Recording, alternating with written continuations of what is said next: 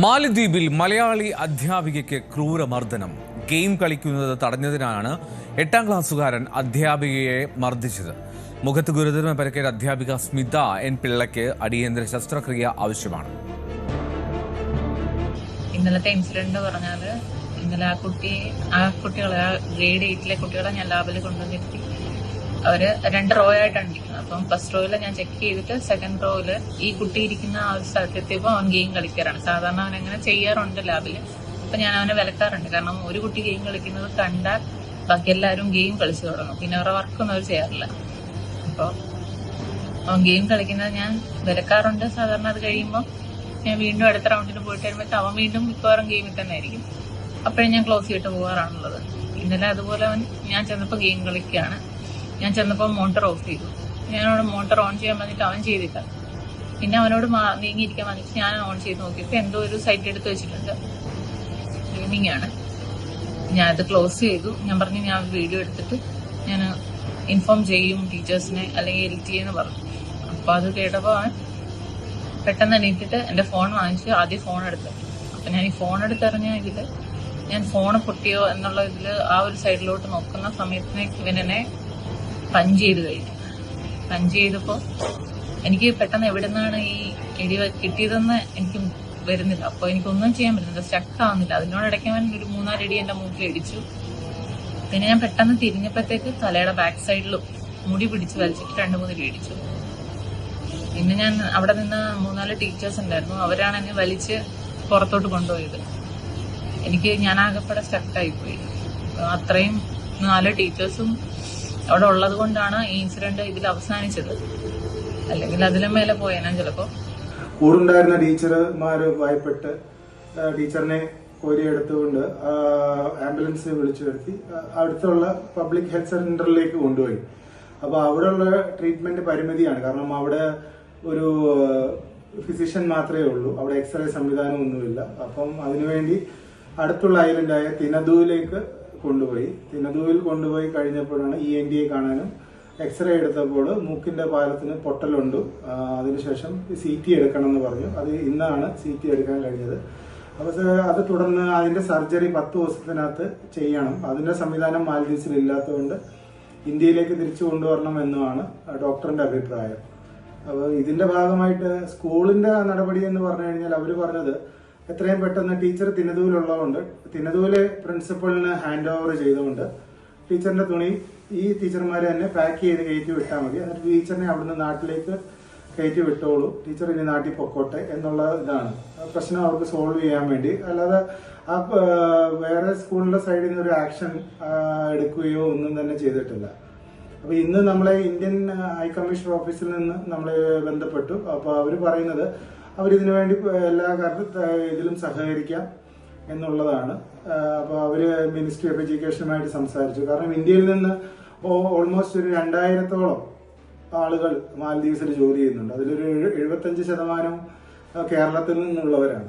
അപ്പൊ ഇതുപോലെ ഇതിനു മുമ്പും പല ടീച്ചർമാർക്കും ദുരനുഭവങ്ങളും ഉണ്ടായിട്ടുണ്ട്. അപ്പോൾ സാധാരണ ഒരു അനുഭവം ഉണ്ടാകുമ്പോൾ മിനിസ്ട്രി ഓഫ് എഡ്യൂക്കേഷൻ ചെയ്യുന്നത് അവിടെ നിന്ന് ആ ടീച്ചറെ നാട് കടത്തും. അപ്പൊ ഈ ഇഷ്യൂ അവിടെ വെച്ച് ഇതാവുകയാണ്. ഇതൊന്നും അറിയാതെയാണ് ഇവിടുന്ന് വീണ്ടും ആളുകൾ അവിടേക്ക് ടീച്ചിങ് എന്ന് പറഞ്ഞ ഒരു പ്രൊഫഷനിലേക്ക് പോകുന്നത്. കാരണം അവിടെ കുട്ടികളെ നമുക്ക് വഴക്ക് പറയാനോ ഒന്നും തന്നെ പാടില്ല. അപ്പോൾ കുട്ടികൾ പക്ഷെ ഭയങ്കരമായ അരഗണ്ടാണ്.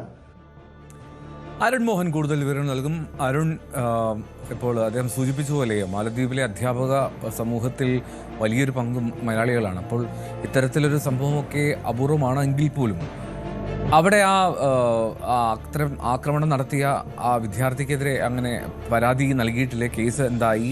ഇനി ഈ ടീച്ചറെ നാട്ടിലേക്ക് കൊണ്ടുവരാനുള്ള ശ്രമങ്ങൾ അതിന് പച്ചക്കൊടി പൂർണ്ണമായിട്ടുമായോ? എന്തോ നമുക്ക് മനസ്സിലാക്കാൻ കഴിയുന്നതനുസരിച്ച് ഇപ്പോഴും ഈ പറയുന്ന സ്മിത, ചെങ്ങന്നൂർ സ്വദേശിയായ സ്മിത ഇപ്പോഴും ചികിത്സയിലാണ്.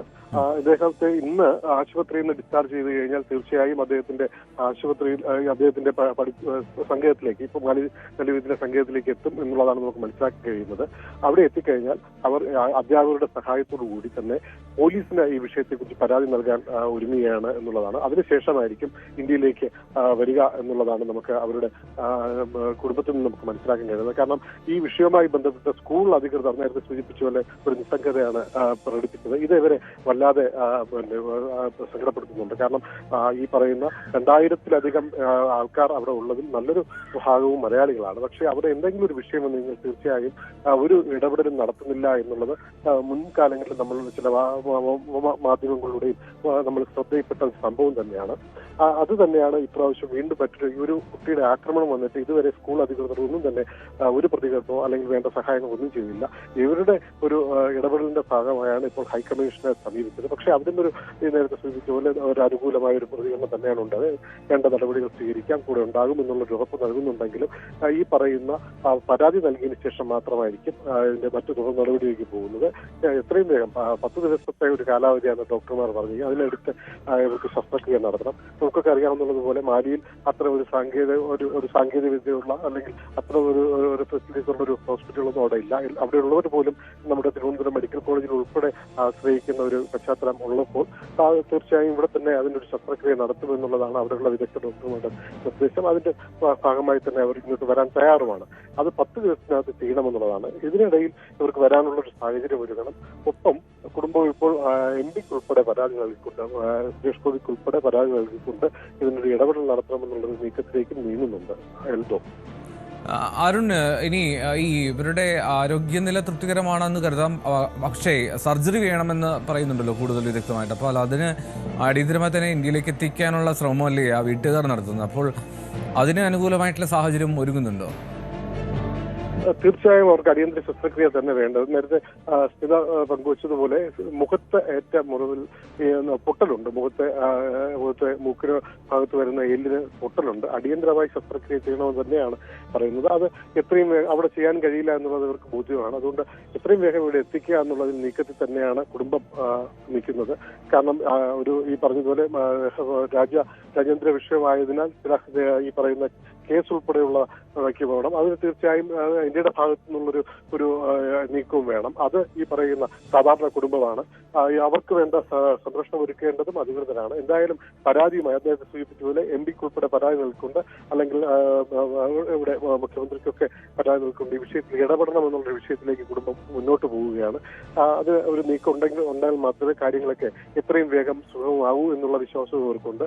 എന്തായാലും അവിടെയുള്ള നല്ലൊരു സമൂഹമുള്ള അധ്യാപകർ അവരാണ് ഈ വിഷയം പുറത്തു കൊണ്ടുവന്നത്. ഈ ഒരു വിഷയത്തെ മലയാളി അധ്യാപകർ അവരുടെ ഒരു സംഘടന തന്നെയാണ് ഈ വിഷയത്തെ കൊണ്ടുവന്നത്. അല്ലെങ്കിൽ ഒരുപക്ഷെ അവർക്ക് ഈ ഒരു പിന്തുണ പോലും ലഭിക്കില്ല. ഒരുപക്ഷെ ഇത് കേരളത്തിലോ ഇന്ത്യയിലോ ആയിരുന്നെങ്കിൽ പോലും ഇത്തരത്തിലാകുമ്പോൾ ധാരാളം ഏതൊരു വിധത്തിലായാലും അവർക്ക് വേണ്ട ഒരു സംരക്ഷണവും ആശ്വാസവും കിട്ടും. പക്ഷെ അവിടെ മറ്റൊരു രാജ്യത്തേക്കും ഉണ്ടാകുന്നൊരു ബുദ്ധിമുട്ട് അതവർ നേടുന്നുണ്ടെങ്കിലും മലയാളികളായ അല്ലെങ്കിൽ ഇന്ത്യക്കാരായ ഒരു കൂട്ടം അധ്യാപകരുടെ പിന്തുണ മാത്രമാണ് അവർക്കിപ്പോൾ ഉള്ളത്. അതേസമയം അവിടുത്തെ ഭരണകൂടമോ സംവിധാനങ്ങളോ അവർക്ക് വേണ്ടുള്ള പിന്തുണ ആയിട്ടില്ല എന്നുള്ളതും നമുക്ക് വളരെ ശ്രദ്ധിക്കേണ്ട ഒരു കാര്യമാണ്. എൽദോ ശരി അരുൺ, എന്താണെങ്കിലും അപലപനീയമായിട്ടുള്ള സംഭവമാണ് അവിടെ മാലദ്വീപിൽ നടന്നത്. അധ്യാപിക അവിടെ വിദ്യാർത്ഥിയുടെ മർദ്ദനമേറ്റ് അവിടെ ആരോഗ്യസ്ഥിതി മോശമായി ആശുപത്രിയിലാണ്. മലയാളിയാണ്. അരുൺ മോഹനാണ് ഇതിന് കൂടുതൽ വിവരം നൽകിയത്. നാട്ടിലേക്ക് എത്തിക്കാനുള്ള ശ്രമങ്ങൾ തുടരുകയാണ്. കൂടുതൽ വാർത്തകൾക്ക് News 18 Keralam YouTube channel subscribe ചെയ്യുക.